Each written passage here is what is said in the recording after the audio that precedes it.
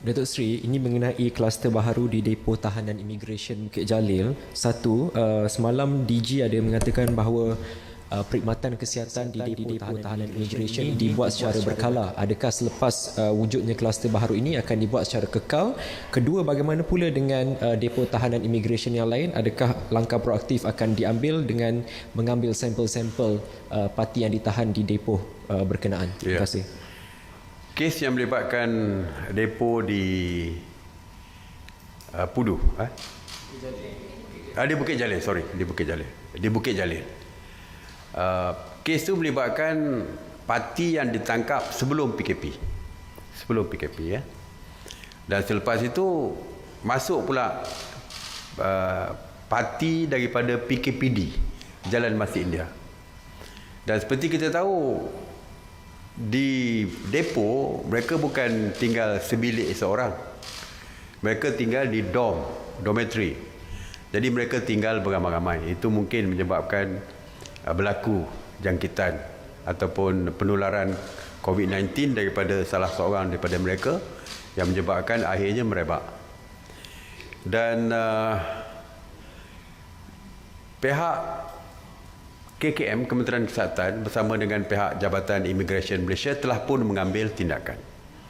Yang didapati positif telah dihantar ke pusat hospital COVID sementara ni di MAIPS.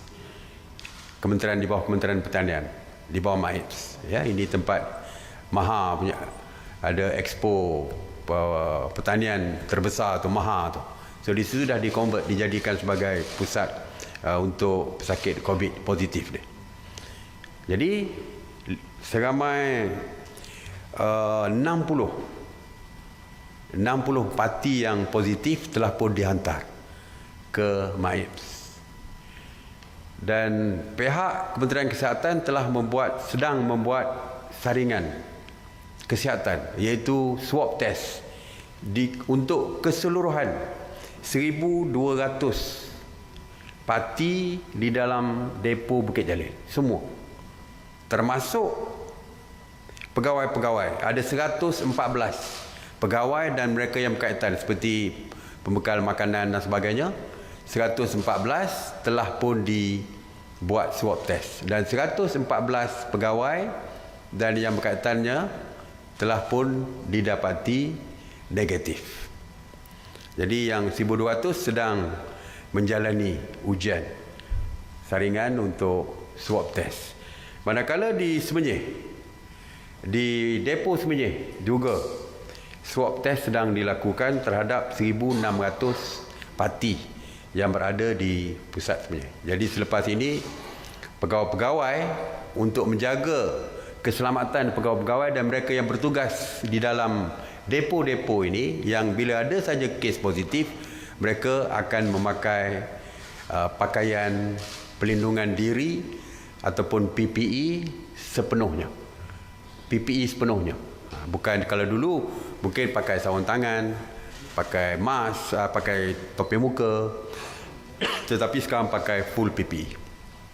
Dan seperti saya kata tadi, saringan akan dibuat kepada seluruh parti yang berada di dalam. Cuma saya nak beri makluman kepada rakyat di luar sana, tidak perlu bimbang, kerana yang berada di dalam depo tersebut, mereka seolah-olah berada di dalam pusat kuarantin.